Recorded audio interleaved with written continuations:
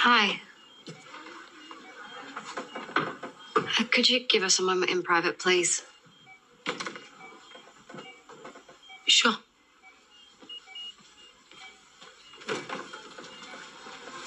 I didn't think you'd be back. I know you need answers. And I'm sorry I couldn't give them to you earlier. But maybe this will help.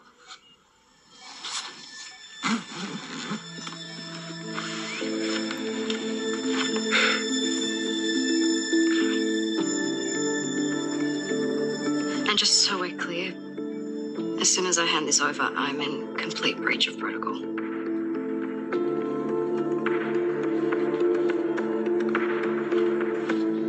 What's it say? I haven't read it yet, but we can find out together.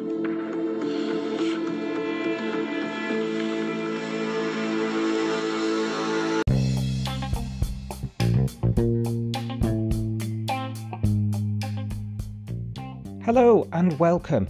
This is Coastal News, a home and away podcast where we unpack the latest week's episodes and discuss the residents, their lives, and all the drama from our favourite fictional town, Summer Bay. Hello everybody and welcome back to Coastal News, a home and away podcast. We are Si and Sophie, your hosts. How are you this week, Sophie? Hello, I'm really good, thank you. How are you doing? All right, we've just been sharing tiredness stories, haven't we? Because we've been globe trotting this week. Did you have a good time? Oh, amazing. I went to Los Angeles. I've never been to Los Angeles before in my life, and I only had like 2.5 days there, but it was brilliant. I loved it. So I'm definitely going to go back, hopefully, one day. Go back and take it a bit slower. Yeah, taking a bit more of the sights. Yeah. How about you? Not too bad, thank you. Had a great week in the sunshine. Sun-sea sangria, loved it. Yes, thank you. Fabulous. What you need. Absolutely. So I guess that's why we'll apologise at the top of the episode. This is coming out to you a few hours late because we're recording a little bit later, basically. So apologies for that. However, we've both worked really hard since we got back to get up to speed, haven't we? Yes. Yeah. It's not hard work when you like doing it, I guess. Well, I suppose so, yeah. It was quite good fun. Just sitting in my pajamas watching TV. I can do that. If I got paid to do that, that'd be great. If I must. Yeah. Dream job.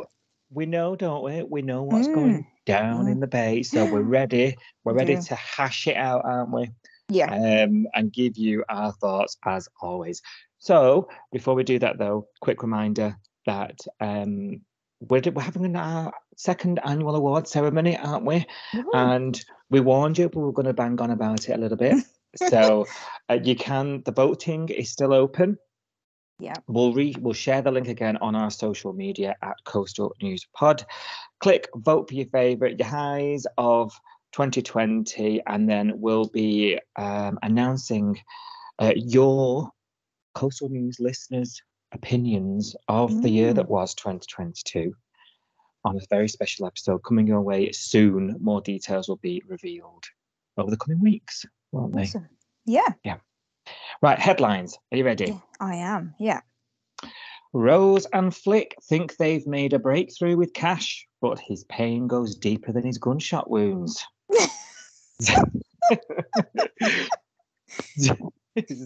Ziggy and Dean sort through some stuff they've been dancing around for a while. Tane confides in Dean as he faces closing the gym. LYRIK, sponsored by Summer Bay Auto, get their new van, but the rules are being broken literally everywhere. And Rue gets a new student who starts making waves for Marilyn. Yeah.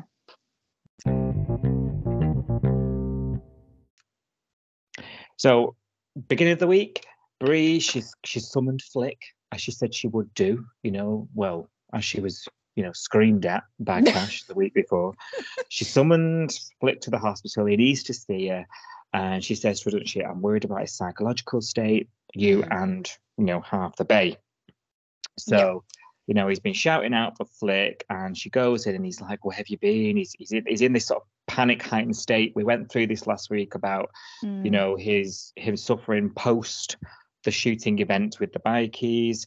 And he asks her outright, which I didn't expect from someone like Cash, how does it feel to have a nervous breakdown? And I thought, oh gosh. Yeah, it was a bit harsh the way he asked me, like, am I going crazy? Tell me if I'm going crazy, because you're the expert, Flick. I was like, oh, this is a bit, I felt a bit uncomfortable, but I did for Flick, because I'm thinking, all right, don't bring anything up. You know what I mean? I know, it's quite triggering for somebody, I guess, that's been through that, just to be like, oh, when you going off your rocker, what was that like? There's nice ways of saying things, Cash. Yeah, I know. I was a bit like it's a bit too brass, that. It was. I would find it anyway if I was in Flick's shoes, but I suppose it's from an angle of she's got a deeper level of empathy. For it. Do you know what I mean? Like, you tell me how I can help myself. Basically, you've been here. What's in these shoes, etc. I think that's where it was supposed to come from, wasn't it? Yeah. I hope so. Yeah. And he's asking lots of questions. Maybe the guy was defending himself. Was probably the question that makes Flick go, oh, right, okay, maybe he was actually. Yeah. And she rushes off to speak to Rose, who herself, parallel to all this, is struggling because she knows that Cash is hurting, and we were talking last week at length about the guilt that she's carrying, blaming herself, wasn't she, the whole tech stuff. Yeah. And Rose keeps reminding her that she was the reason he was there. Yeah. Even though he turned up to it of his own free will, but and she goes to Rose and says, look, there's got to be a report, forensics, there's got to be something on it. And she's like, of course. And she's like, well, go get them. You're the reason he's there. He could die. Yeah. You break a rule or two, just do it. And a decision that I thought was the best one. I don't think anything will come of it, but Rose does take the file, goes to the hospital, and she says, oh, I've not read them, so we'll read them together. Yes. I don't think anything will come of her having stolen them, but I think I was glad she did it. Do you know what I mean? Yeah, I mean, it was quite risky, wasn't it, really? But I guess he's more senior than her, isn't he? Because he's a constable, isn't he? Senior constable, and she's just what is she? I don't know. Oh yeah, that's a good point. So he's not her boss, is he? But he is more senior than her. So I guess she could always say she was following orders and he could cover it up for her. I don't know, but I don't know. I hope nothing comes of it, because I think it was a nice thing to do. I don't know whether it helped, though. I don't know, because the report basically had an eyewitness statement in it, didn't it? So some guy, you like it. A passing jogger.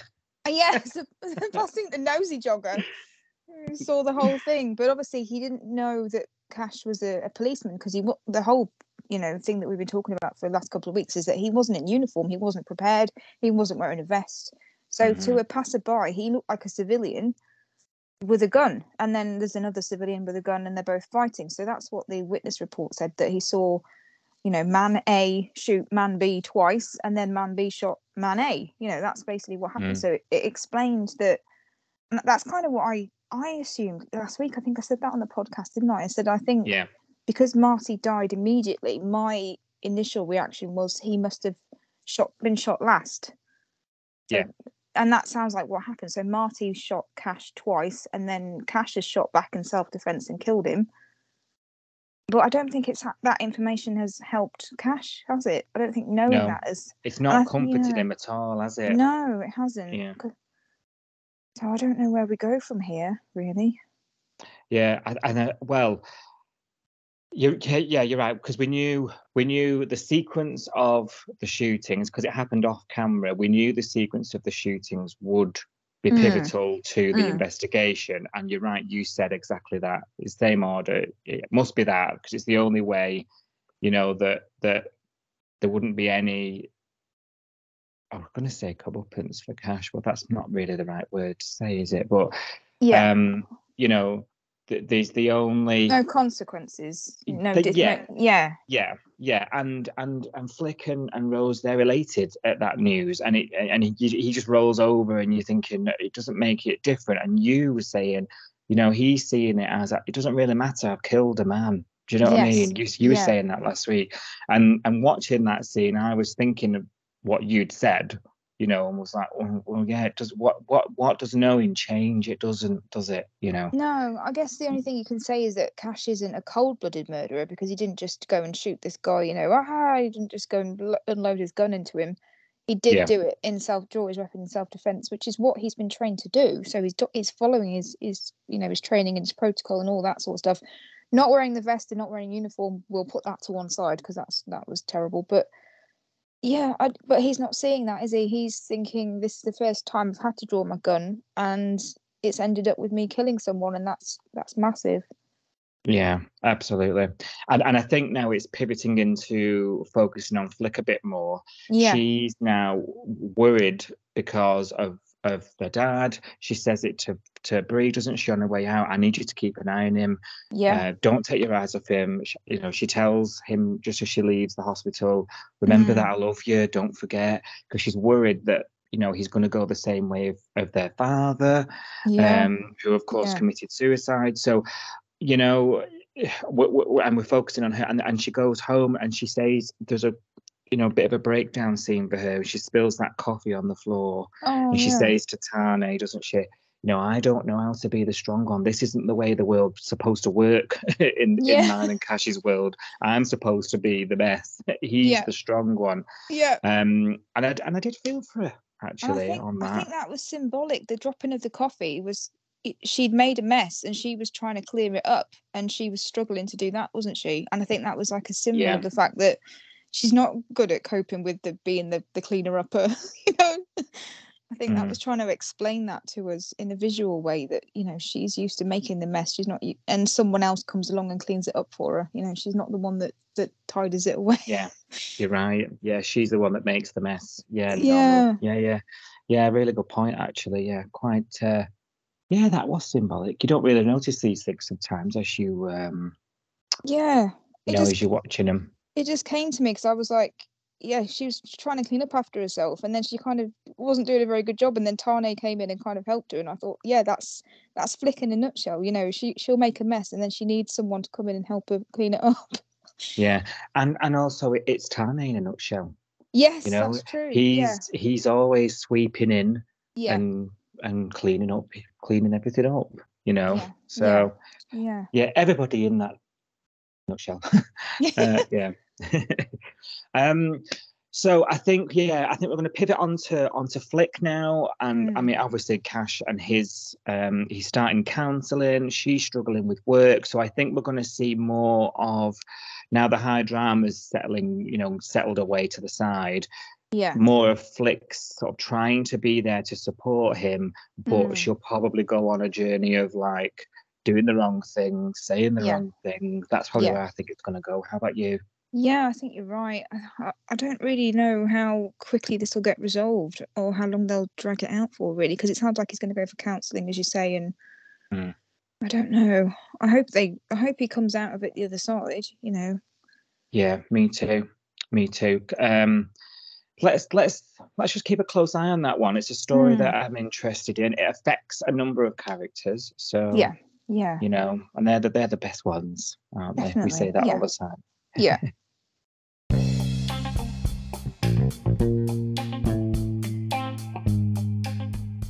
Did you know that you can play Coastal News, a home and away podcast, right from your Amazon Alexa? Just say, Alexa, play Coastal News now.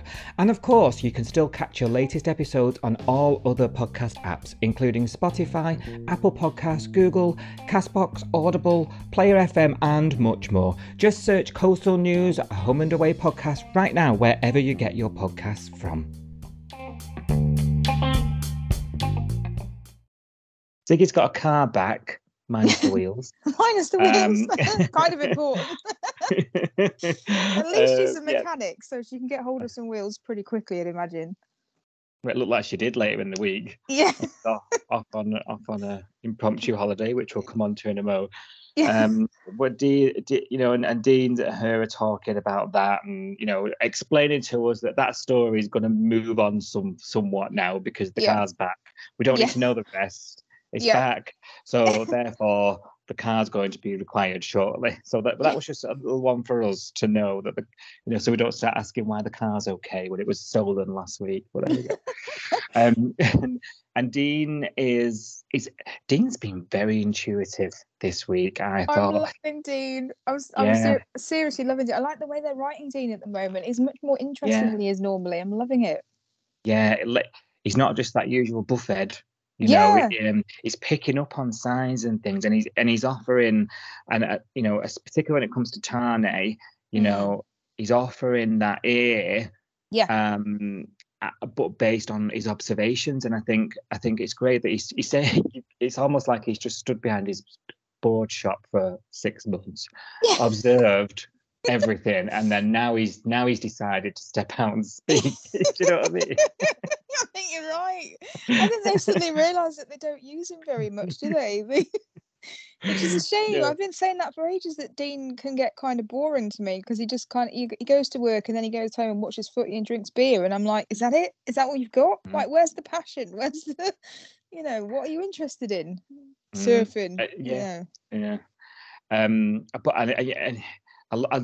honestly, it's my scene of the week, this one for me, Sophie, where he goes to the beach and Tane's there. Oh yeah. And he's like, I don't need any details, but if you ever need to offload, the offer is there. And he's recognizing that Tane's got that world on his shoulders, Yeah, and obviously stepped up because of Ari and all of that. Because Dean mentions Ari a couple of times, doesn't he? And says, "Look, I know with Ari gone, you're the the man of the house. You're the head of the family. You're having to step up. And I was friends with Ari, so I had time for him. I've got time for you," which I thought was lovely. Yeah, and Tane, a very rare occasion. He never does this. He lets an outsider in. Yeah. Do you know what I mean? Like, the Paratas are very sort of closed in and guarded. And that's one of the very few occasions he lets an outsider in, if we can call Dean an outsider. But because he says, "I know you were friends with my brother, but I could smash him for putting me in this situation." Yeah, and then Dean says, "Well, you're probably the only person that could," which made me laugh. Yeah. And then he lets him know that he knows all about everything. He knows about the money. He knows about the whole thing, and they have a good chat. After he's reassured him that he's not a rat. They go for a beer, don't they? And and I love that Dean. He's so. Like you say, the way they're writing him now, he ends up being really good at giving this advice to other people, but then messes his own life up in such a stupid, idiotic way. But when Harry made his choices, he wasn't planning on not being here to protect you all. And I thought, Tane needs to hear some of this. You know what I mean? Like, no one's put you in this position on purpose. You've just fallen into this position, and this wasn't the plan at all. Yeah. And then later on in the clubhouse, Tane gets the news from John that the committee are at it again. They won't renew the lease if he's charged. So now I'd get a lawyer if I were you. John tells him. And he's now Tane's frantic, and he's frantic, and he's trying to get his court date brought forward before the lease expires, or he's gonna lose the gym, isn't he? Yeah, looks like it, doesn't it? This is one of the rare occasions. Yeah, but now Tane's quite composed. We've been saying how great he is in a crisis for months now, haven't we? Yeah. Now I think there's elements of it all coming to the surface a bit. He's letting, there was that phone call where he's stressed into the police, and then he's having to be calmed down by Flick. There's little bits of signs that he's struggling to keep a lid on things inside. Yeah, definitely. Yeah, well, everyone's got their limit, haven't they? And this guy, he's been through so much in the last sort of 9 months. It's insane. So I guess it's his turn to have a wobble, have a freak out about everything that's going on, and like he said to Dean, a lot of it isn't his fault, and it wasn't what Ari planned, but it still feels like he's been lumbered with all of this stuff, you know, and the gas attack, the poker nights, you know, the gym stuff with the bikies. It's all just it's a lot to handle, isn't it? And to take it, and like you say, he is quite insular. He keeps things to himself, and he likes to keep things in the family. He doesn't like to trust other people. Like he was not letting John in, was he? When John was trying to talk to him and say, "Tell me what's happened. You know, let me in. I can help you." And he wasn't letting anything go, was he? He was just like, "No, it's fine. I'll deal with it." Yeah. You can only do that for so long, can't you? Until you burst. So. Yeah, and also, you know, he's only had recently, and it was very recently, as much as like the day before, he's only had Dean to talk. Yes. You know, yeah. You know, that saying, a problem shared is a problem halved, you know, Yeah. and this has been going on for months, and you know, and the fallout from it, and he's not had anybody, you know, to speak to. He nearly died twice as well. Let's not forget that. Amongst all this. Yeah. I know. And then obviously his girlfriend's, you know, distracted because her brother's been shot, and he's been at death's door as well. So he can't really dump on her because she's got a lot going on at the moment. So he is having to bottle up a lot of stuff, isn't he? Which, when you do that, it's like a Coke bottle that's been fizzed up, isn't it? So. Yeah. I'm shocked there's been no reference or contact with Mia, actually. About that's a good all point. this. Yeah, he hasn't even told her. I wonder whether he's even. Oh, he must have done, because he sent Chloe over there, didn't he? He sent Chloe over. For so her Mia, sewing. that's true. Yeah, so Mia must know, but obviously doesn't care. It's a bit strange, isn't it? I know. And Mia was the type that would have been like, let me take the fault. I think Mia would have sort of said, let me tell them the truth, you know, and they all would have talked her out of it. You know what I mean? You know. Yeah. But I'm shocked about that, because he's left facing charges, you know, facing jail time. Yeah, definitely. Which is, you know, going to really affect his future, isn't it? So. That's it. Mm. And the gym, if the gym gets lost, that's sort of, you know, the last of Ari. Yeah, that's true. His legacy, even though it was, probably, I don't know, maybe that money, it would be better if it'd be gone, because maybe that is a black cloud over the family still. I don't know. Maybe it would be better if it was just it would. Yeah. But the gym purchase was about Ari being able to have a baby. Yes. You know, so there's all that in there. There's all that sort of baggage that comes with the gym, you know. Yeah, so true. Yeah. Not just the hot cash.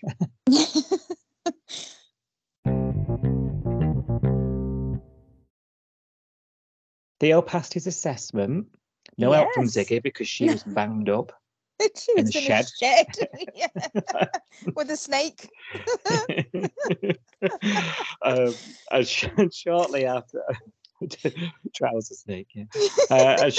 Shortly after, you know, there's an emergency band meeting about the finances. There's this big black hole, isn't there? Because Theo had gone with Remy to get the van, got conned, lost what little money they had, and Kirby, the mothership there of LYRIK, sponsored by Summer Bay Auto, is, you know, she's waving the bank. Is it a bank statement around or something? Yeah, I think so. Yeah, it's their accounts, isn't it? You know, and they're saying, we've got no money. We've paid all these bills, and then the money's gone. It's like, whoa, shock. and you know, Remy's busking attempts with no permit were soon, you know, put a stop to by John, weren't they? Earlier in the week.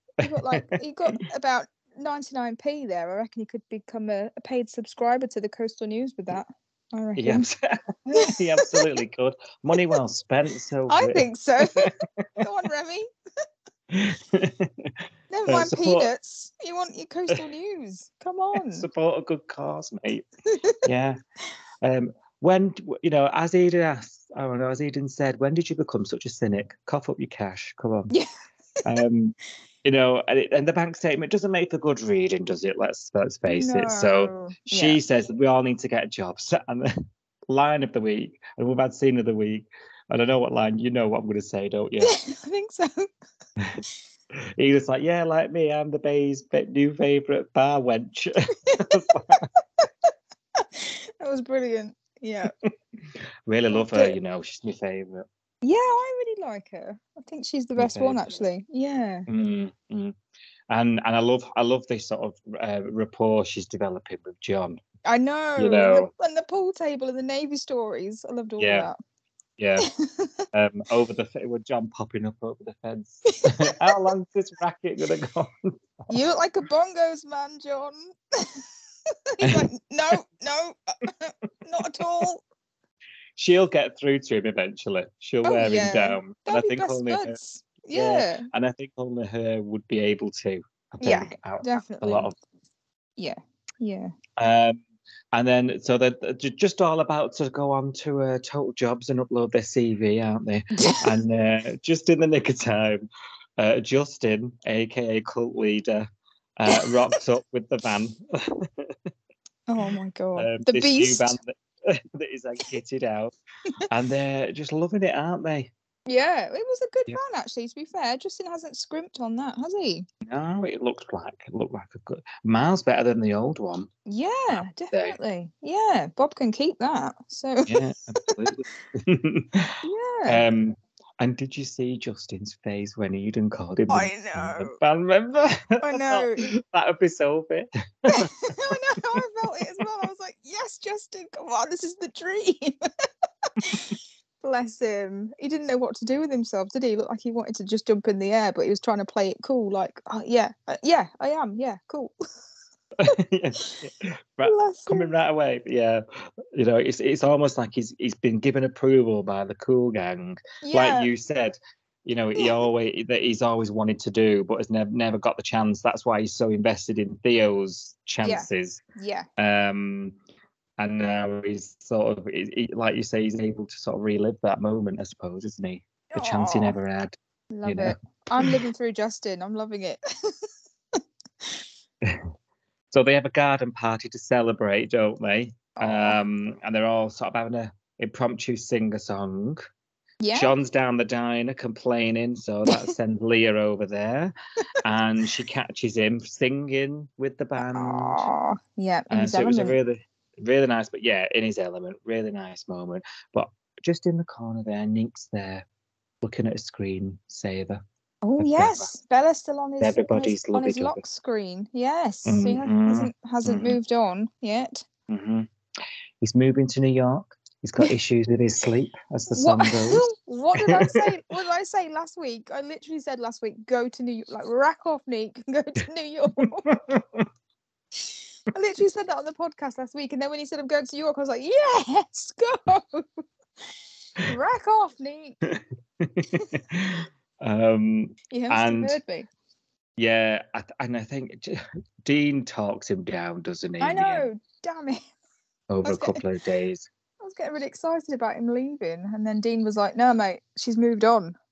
Drop it. I was like, Dean! Did you see where he was like, just before you book that flight, have you checked her socials? A boy of his age would be like completely stalking her socials. Like, what the hell? Absolutely. Definitely. And who puts on their Instagram that they're not, that they're having the worst time of their life anyway? I know. No one. I think that's actually against Instagram's terms. Is it? Terms and conditions. You've got to be fake as hell on Instagram. Yeah. You can actually report a post for being real. Oh my god. Oh my god. Yeah. So there we go. That's not the only thing happening during this impromptu garden party karaoke sesh. Oh no, the kissing in the kitchen. Yes. Meanwhile, pots and pans are clanging, aren't they? Yeah. Now then, it was an inevitability. We said this. Yeah. But now we're here, and it's happening every third scene. In the kitchen, in the diner, in the lounge, on the beach, in bed, in the kitchen, again, a different kitchen, on the beach. I'm just like, in the alleyway. feeding them raspberries to each other. Wow. Yeah, it's a bit much, isn't it? It's a bit. Oh, We get it, we don't get we? it. We get it. Yeah. And we're Gosh. not jealous. Oh, it's gonna be a disaster, isn't it? I see disaster written all over this. I don't know about you. I don't know. I think there'll be an argument because it's going to come. It's all, they've already been discovered. By You know, Justin, they're not. yeah. Yeah, because they can't keep their hands off each other. But now Justin knows. Like, you know, fast forward to their. It's time for their bi-weekly gig at Salt, isn't it? And Justin's watching, and he's like, "You're making it obvious." I'm like, Yeah. "That's because you know." Yeah. So of course you can see it. Yeah. Because they're looking at each other and winking at each other during the set, aren't they? And it's like, you said you weren't, because Kirby laid some rules down, didn't she, with him? She said, if we're going to do, because first of all, she's trying to say to him, no, this can't happen again. We have to stop it. We promised the band. It's against the rules. And then he just keeps going, you know, oh, you know, you want to, you like it, blah, blah, blah, let's just do it. We'll just keep it a secret. So he breaks it down, basically, doesn't he? And she says, right, okay, let's come up with our own rules then. So when we're performing, there's no lingering looks, there's no brushing of hands. What was the third one? No kissing, obviously. Yeah. This is all while they're doing these things. Yeah. Yeah. And then they break rule number 1 immediately. So rule number 1 was no lingering looks, which they were doing the whole of the set, wasn't it, really? He kept turning around and looking at her and winking at her, and I was like, oh God. Yeah, he wants to throw one of those winks out to the audience every now and then, doesn't he? You Yeah. know, not make it so obvious. Yeah, or just do it to Eden so that she's like, what? What's ready? Eden wants to revisit the rules. No, you know, when you know, when he's got Kirby at the house and Justin's and Leah come home and he's like, I'll make you breakfast in bed. Oh, yeah. And you see Remy and he's like, okay, I'm leaving. Because it made it sound like Justin and what's going to have his breakfast in bed. That really made me laugh, actually. I forgot that happened. Yeah, it sounded like they were going to go and get into bed together and have a croissant. Oh, that's so funny. Some of the script writing like that is so funny. Like, it's the little subtle, like, imagery, I guess. Oh dear. It has. It's been one of those weeks, hasn't it? It's been gold on the script, I think. So I think there's going to be a big reveal. It's not going to take them long until it'll be uncovered. It already has been, as we say. Yeah. And then I think there'll be a big to-do. But I think ultimately they'll end up agreeing to them. I don't think it'll be disaster per me. I think they'll end up agreeing to them seeing each other. Yeah, but how long will that last? Do you know what I mean? I can see this ending in tears. Yeah. I suppose this is the Bay. No, you know, things do end in tears. Yeah. That's true. Yeah. And a long stare out to the horizon. Off the pier. Yeah. Oh, I love the pier. I wish I had that for, you know, times when you need to be wistful. Just for, you know, a Sunday afternoon or whatever. Yeah. Okay, then let's see. So you're going full-blown disaster. I think it won't be as major.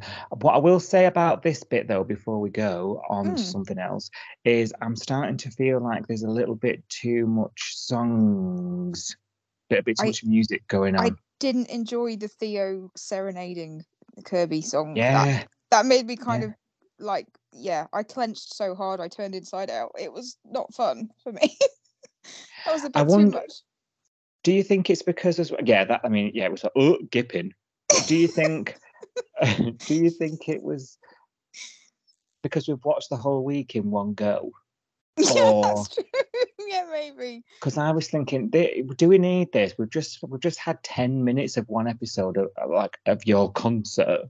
You know, in other scenes, you're writing stuff and singing stuff, and you know, and I'm just starting to feel like at the beginning I sort of got it because you know you're explaining who they are and what they do. Yeah. But now I'm a bit like we don't need to see every single every single gig. Being performed. Do we? Am I just being a little bit? No, I think you're right. I think we didn't even have to have the jam session with Justin, but that I liked that because it was seeing Justin in his element and seeing him get the dream, and like, you know, I quite like seeing that's the end of the Justin van story for me. You know, he's bought the van, he's bought his way into the band, you know, as a silent member, and now he gets to jam with them, and that's all he wanted really. That's quite nice, but we don't need to see the serenading and all the rehearsing and everything else, do we? You've hit the nail on the head there. You know, that with Justin, the jam session, in the garden, that made sense to the story. You know? We've seen them doing the performance in Salt before. We've seen him and Kirby singing to each other and then, you know, throwing caution to the wind. You know, we've seen that in previous weeks. Do we need it again? Space it out a bit. You know, I just felt it was a bit heavy this week for that, and it was just stuff that I'm like, because 2 seconds after the scene starts where they're performing, great, that's what they're doing. You know, okay. Yeah. That was all I was going to say on that. You know, it's too much of it. Much of it. I'm glad you agree. Yeah, I think maybe the fact that we did watch the whole like omnibus, all the episodes back to back, maybe that made it feel. If it was spaced out over a week, we might not have noticed, but I wonder if there's a bit of that playing on it as well. Yeah.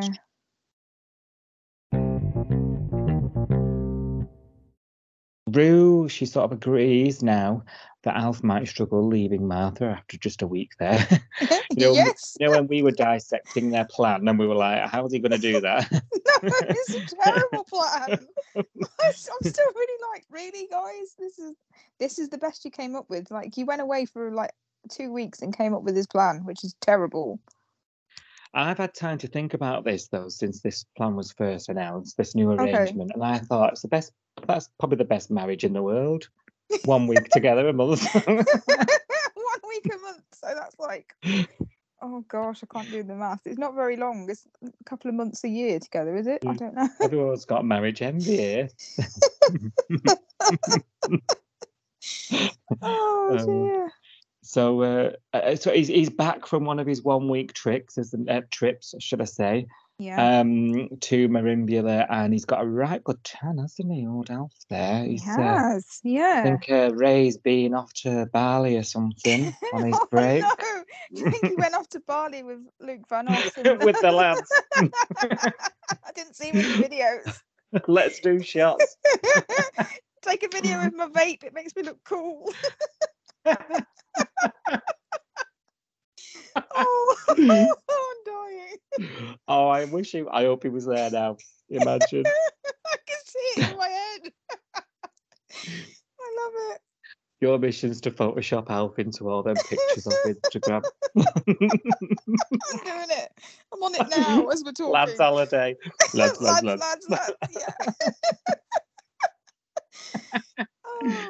Chatting up all the Sheilas. I can see it. Got his little wristband on for his all-inclusive drinks. I'm dying. That is too funny. Oh, Ray, what are you like? Well, you know, he takes Rue for a steak because it has been awful.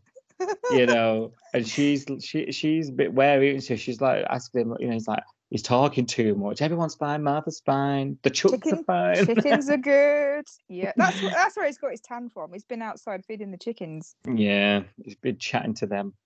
And Rue, well, that's the same as his lads holiday, probably.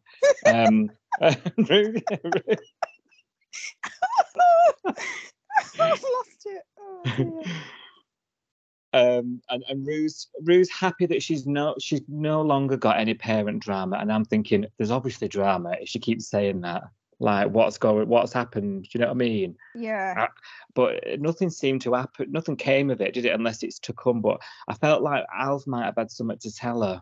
But I don't know. I don't know whether maybe they're just trying to remind us that he's not going to be here and that he's just back for a bit and then he's going to go away again, and that maybe this arrangement might change because, you know, they are saying he said, oh, that drive's still long and all this sort of stuff. So yeah. I'm not convinced that this is the permanent arrangement. Yeah, same. I'm not convinced everything's fine. You never No. say fine when everything is good, do you? No, exactly. Fine is not good. Means not good. Yeah, exactly. Yeah. I'm fine. So, that means I'm not. but he doesn't say anything to her, and I wonder if it's because she then is like just so happy Yeah. that she's got a student thing, a tutor stuff taken off. Yeah. Because she's now got a second student. Snowballing. Snowballing. Taking over the world. Somebody, watch out, Richard Branson, man. So, whether he's just sort of put his feelings to the back burner and whether that'll come out in the coming days. There's something he's not saying, Yeah. or either that or we're just too used to him coming back with the drama off Martha. You know what I mean? It could be that, couldn't it? Maybe they're telling us there's no drama and we're actually supposed to believe that, but I don't, because there's always been a drama, hasn't there, with Martha? Yeah, absolutely, always. Big drama queen. So speaking of drama queens, Andrew's new student, Heather. Ooh, yeah. She's 5 minutes late, introduces herself, so she's important and she's sticking around because she's got a name right from the first line out of her mouth. Yeah. And it wasn't really a tutor session, more like a job interview, I thought. It was a bit weird, wasn't it? She was like, I need to apply for a bridging course because I want to go to uni, but I can't go to uni unless I do this course instead, and I can't do the application form. And I was thinking, if you can't even fill an application form in, you can't do a degree. Sorry. Oh dear. And here's my life story that you didn't ask for. That was so weird. And I didn't really believe it either. Did you? I thought that was all BS. Well, it seemed a bit far-fetched, isn't it? Let's run through it. So she's taught. She refers to a parent that doesn't really care. Her mum, she said, she packed me off to boarding school because she liked her me time. Mm-hmm. And but then she also refers to a mum. Yeah, mum who likes her me time. But then she also refers. What was the other thing she said about her mum now? Why have I lost it? Oh, I can't remember her saying something about her mum, but she'd mentioned mothers in general, which obviously would touch on Rue's past, because she was talking about how she wants to get into the law because she wants to help mothers who've been separated from their children. And obviously at that point, Rue looked quite uncomfortable, didn't she? Because she was thinking, this is quite close to home for me, actually, because I had a daughter and gave her up. And it's all been a bit, traumatizing, I guess. Yeah, it was like a mirror of Rue, actually. Yeah. Rue prioritized the wrong things. Yeah. Or the right, we can debate that another time, whether it was right or wrong. But she was talking about, I want to help people. It's more common than you think. And like you say, it was basically Rue's story. It was, it was going to touch a nerve with Rue, wasn't it? Definitely, and it did, because you saw her kind of look. She kind of shifted in a chair and looked uncomfortable, didn't she? When she said it. She said, "Oh yeah, well, I've been partial to a bit of traveling myself," and then moves on. Yeah, you know what I mean. And you're thinking, "Oh God." Yeah. But all the while this is happening, this sort of daggers being thrown at old Maz there, who's run ragged, trying to work a shift. Well, she was nice to her, wasn't she, at the beginning? Because she just thought she was a woman that worked in the diner. And then it wasn't until Rue shouted across the diner, she said, "Oh, Marilyn, can we have another cup of tea and some cake?" And at that point, Heather's whole head swiveled round, didn't it? Yeah, that's a name I know. Yeah. And she just went, "Marilyn," and she literally, her whole body shifted backwards. And I thought, why hasn't Rue noticed this? Because that was a really dramatic sort of turn around. Yeah. And then she's staring at her, isn't she? And trying to she took a photo of her. Zooming into her iPad to get the font bigger. That 4-line of essay. 4 lines of essay that took her 10 minutes to read. You're right. She took a picture of Marilyn. I thought, she did, creep. So we've just heard all about this backstory. She had an affair. So she was a nanny, wasn't she? And she had an affair with the dad, or the husband of the house. She's got pregnant and she's going on about how she thought this guy loved her and she was naive and young. He's, I'll leave my wife for you. And then she gets pregnant and, the story changes. He doesn't want anything to do with her anymore, but they make her stay and have the baby. And then when the baby's born, they pack her off and they say, right, we're keeping the baby and bringing it up as our own. And that's apparently her reason for wanting to study law is to help people like her, because she thinks if she had somebody that would help her fight her corner when, back then when it was happening, that she wouldn't have been able to, she would have kept her baby. She wouldn't have had to walk out on her baby. I just don't buy any of that story at all. I don't know. I don't. I did at that point, when we heard it, I thought it was a bit far-fetched, but like you said, I liked that it sort of connected to Rue's story. But it felt too forced. It felt to me like she'd done some background a bit on of Rue. digging. Yeah, and then gone, oh, this will pull her heartstrings because she's given up a daughter. I don't know. I just felt a bit too. Yeah, a bit too specific. Yeah. When we got, I was with it, and I only came to that same conclusion as you later on when I found out what she's like. When she introduces herself to Nico. Oh yes. And she's very upfront, and she's a girl who knows what she wants. And she'd been listening to Nico's conversation, found out from it that that he was having to go to court and stuff, and she likes a bad boy, and she was giving it all that. And I thought, oh, I don't like her now. That was so creepy the way she did that. She was like, oh, what are you going to court for? I like a bad boy. And he was like, oh no, it's a big misunderstanding. And she was like, oh, it was a bit odd. It was really strange. Yeah, and if that's how she is, she'll eat him alive. I know. Yeah. But that's the point where I thought, oh, she's not what she tried to come across as to Rue earlier on. No, she was trying to be the victim, wasn't she, earlier? Like, oh, it's just this poor naive little girl, and I want to do nice things for people and help people. And then all of a sudden she's like, oh, I like bad boys. And who's the real Heather here? Yeah, who's the real Heather? Mystery of the week.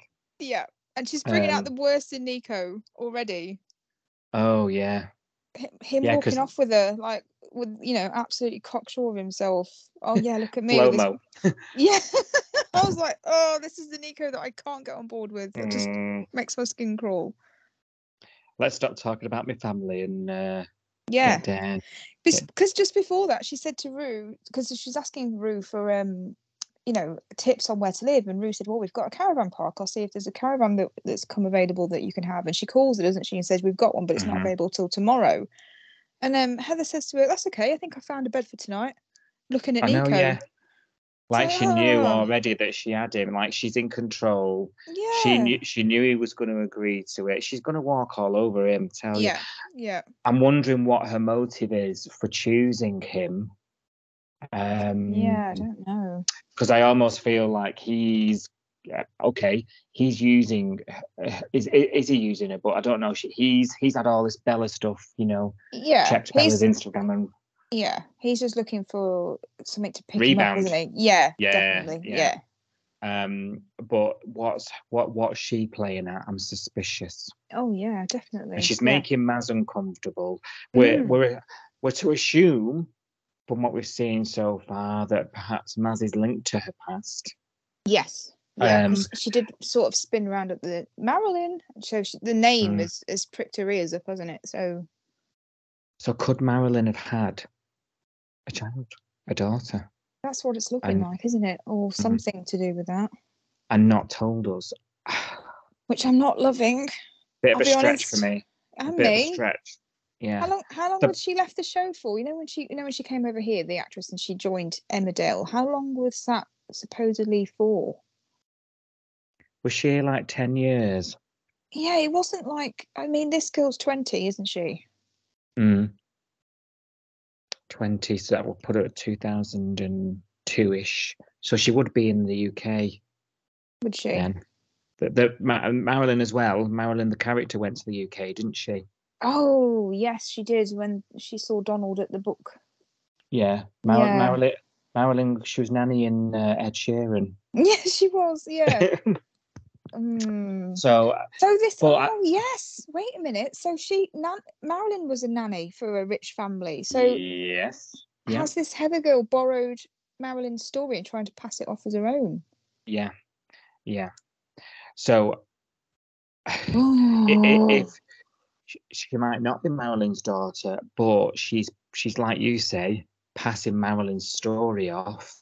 Yes. I don't know. I don't know what to think right now.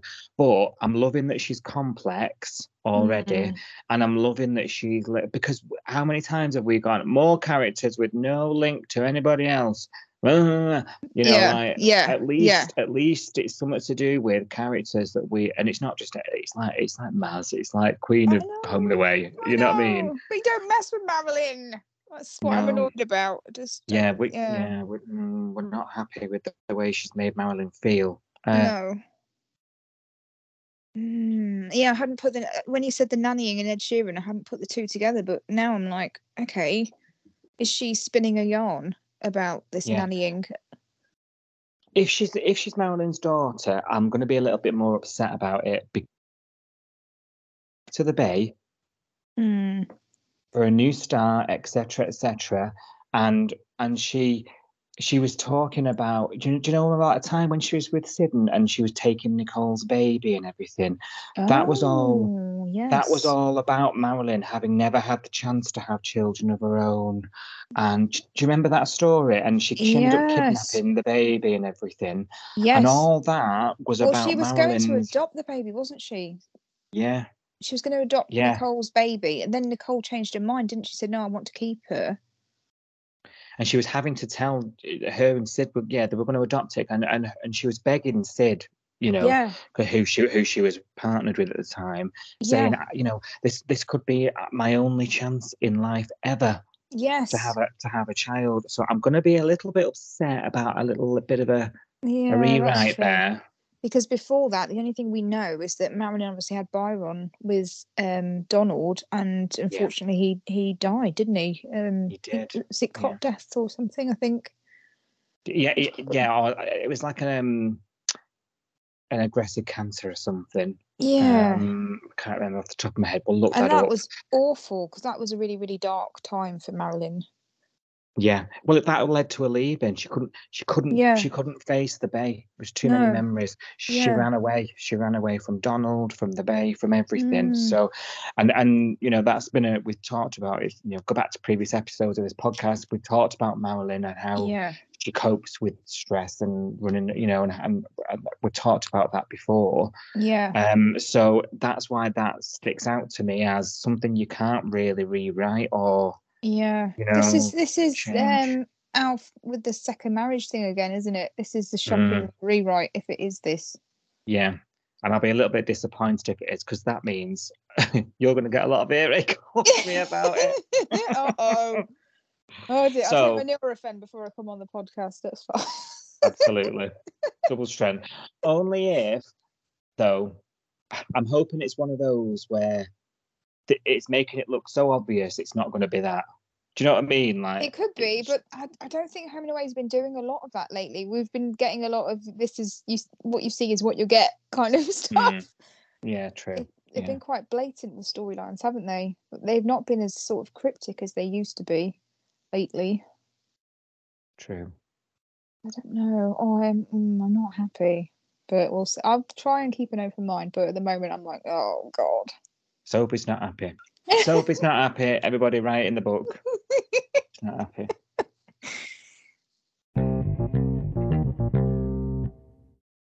Right, well, something that might make you happy, Sophie.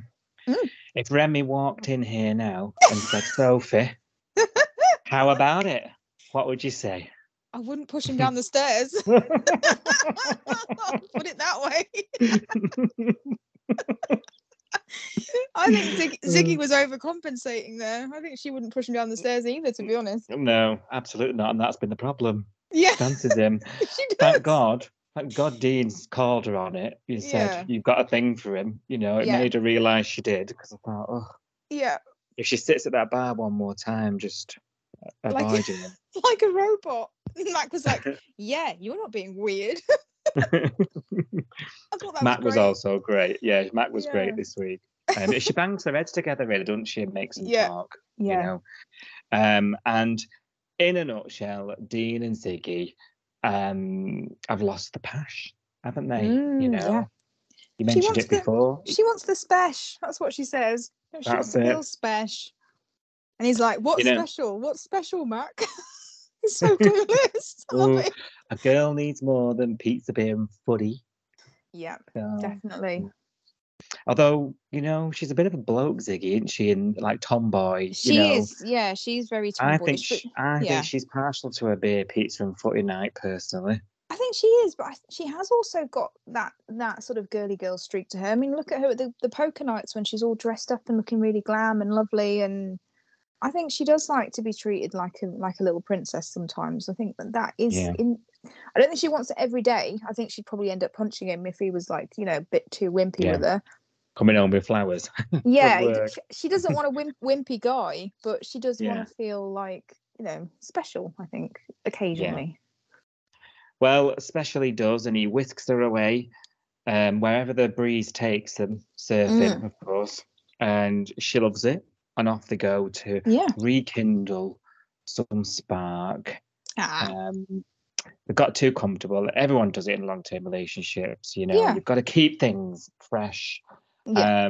And, beautiful moment between, we talk about Mac and Ziggy's friendship sort of come family connection now, obviously through Dean, and they have this really good sort of, she's a good sounding board, Mac, for Ziggy. A good advice, even though it's a brother, and she can only go arm's length into involvement, not like a girlfriend would. Do you know what I mean? When you're whinging about your partner or whatever, like you do to your girlfriends. Yeah. You can only go so far with the sister of your brother, can't you? But they've got quite a good rapport going on, where she makes her see things, and I really liked the scenes between them this week. I thought all the scenes with Mac this week were really good, actually. I really liked the scene where she, when she said, where you just said that she literally banged their heads together and said, sort this out, because Dean was saying, it's none of your business, Mac, stay out of it. And she's like, you're in my business, therefore you're making it my business, because you're making my life miserable. You're doing this at home, you're doing this now in my place of work. Sort it out, and I thought that was a really, really funny scene with them, the three of them together. Yeah, and then later on when she's outside with just Ziggy and Mac, and the camera's got their faces dead close together. Oh, and, that was lovely with the sea in the background. Yeah, that was a really nice scene. The way they shot that, and it's the moment where Ziggy's realizing what she needs to do. Yes, yeah. Great scenes. I'm just thankful we're not going down a big diggy split again, because we said, didn't we can't get on this ride again. No, they need to grow up. Literally what Mac said, grow up, sort it out, admit your problems and your faults. You've been together long enough. Come on, just deal with it. Grow up, sort it out, and get out me pub. Yeah, get out of me pub, yeah.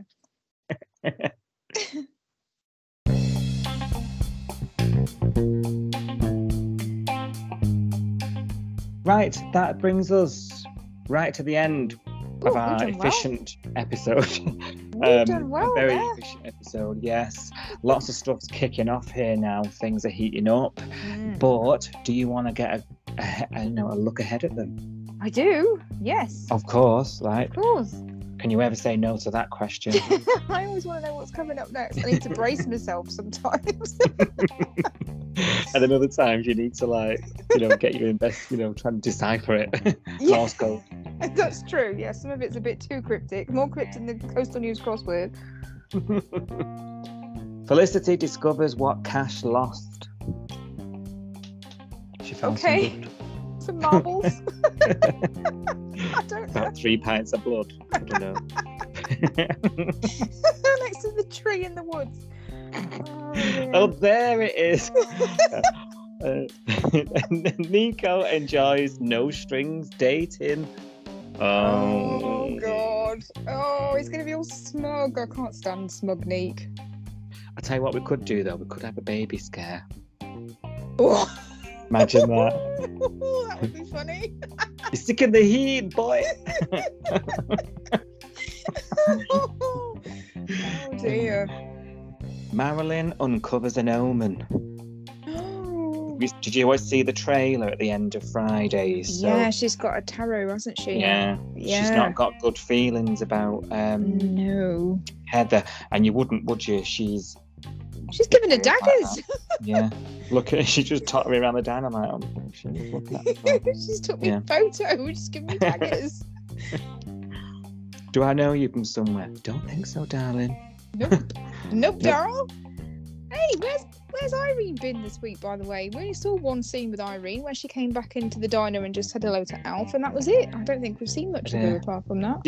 And she took a car payment off somebody. Yeah. Justin. Yeah. Not had much to do. Yeah, not had much to do. Do you know what, though? Do you know when Alf was sat in the diner and Irene came in and said, hiya? And he said, are you all right? And she said, oh, yeah. Alf sort of... Yeah, she didn't look happy to me. No, and Alf sort of looked like he picked up on that. Like, it's been a bit hectic or whatever. Yeah, he gave her a glance as she walked off into the kitchen, didn't he? Like, there's something going on there. But then that was it. We didn't see her again. Do you think that is something then? It's not just me reading into something. Has she been in the hospital with Cash? Is that it? Or is there something else going on with Irene? There's been an absence of Irene this week, which maybe will be explained next week, maybe. I don't know. Yeah, I know she's spending a lot of time with, Rose and Xander and Cash and all that stuff going on. Yeah. I wonder if we might have a little bit more of a resolution on with her and Jasmine. Like she's missing Jasmine and she's unhappy that Jasmine's... I wonder if we might hear a bit more about that, and that's what's keeping her a bit down in the dumps at the minute. I don't know. Yeah, maybe. Cash cuts off the past. Oh. Eden. Or could it be Jasmine related? Is all her stuff still in his room at Irene's house? Could be. Will he move out now? Could be, couldn't it? Could move back into a van or something. Well, they're all full. Number 7's taken. Well, boot Heather out. Rose can't stay in Summer Bay. Okay. I can't deal with this. I can't deal with this girl anymore. This girl is pure drama, and I'm not here for it now. I'm over Rose. I'm sorry. Yeah.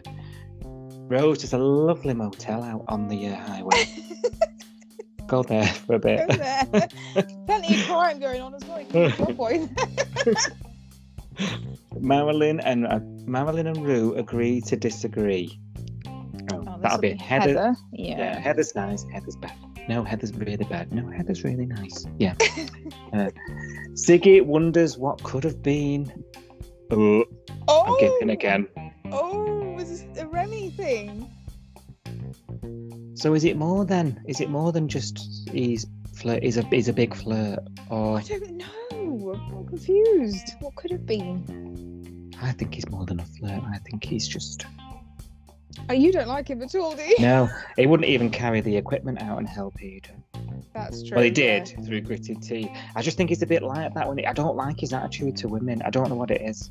I think he's harmless. I think he's just... Yeah, I don't think there's anything toxic with him. I think he's just like that.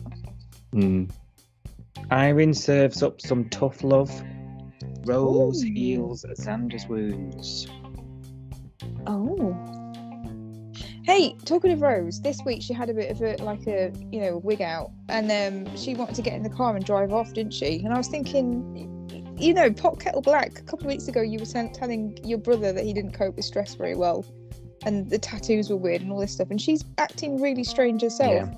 Now the shoe's on the other foot. Yeah. And he took her boxing, didn't he? Or he was getting her to punch him on the beach. Yeah. And I went just before that. I was thinking he's driving her to get a tattoo, isn't he? Because he went, I've got an idea, and I was like, oh my god, she's going to come back with a massive tattoo on her arm or something. But no, it was just boxing. This is how I do with it. No, it wouldn't have been that. I knew it weren't that because the tattooist is mobile. That's true. It would have been on the sofa, wouldn't it? Yeah. But they've got nothing else to do. They're there in a flash. As soon as you ring them, Most people I know who have tattoos that have to book it in ages in advance. I was going to say, if you can get a tattoo the same day, that's not a good tattooist. No, that's true. If you can deliver her a tattoo, I mean, come on. Justink.com. Yeah. Instead of Just Eat. Ziggy chases her dreams. Oh. As long as it's not a sex dream. I was going to say. Don't tell me she wants to join a band and all. No, I can't see that. Ziggy's gone so low. Ziggy plays the triangle. I can't see This that is happening. my debut album from Ziggy. Justin cautions Leah against her overbearing aunt act. Some more classic Leah on the way. Yeah. Uh-oh. And finally, how far will Theo go to keep Kirby a secret? His dirty little secret. It's going to all come out within a week. There's no way going to keep this a secret for more than a week. Can't keep their hands off each other. No, they can't. That's everything. Thank you very much for listening once again to this podcast. We have enjoyed it, haven't we? Yeah, great. Catching up with each other and thrashing out, as we say, the week from the Bay. It's going to be a good one next week. I can feel things are hotting up to something big. I can feel it. Well, that end of season's going to be here before we know it, isn't it? It is. And that segues us right into don't forget to vote. Yeah, that's true. Yes. Thanks very much, and we will see you again for another episode next weekend. Until then, keep in touch. Instagram and Twitter at Coastal News Pod, and on the hashtag what? The hashtag is home and away. Yeah. Bye. Bye. Tested me.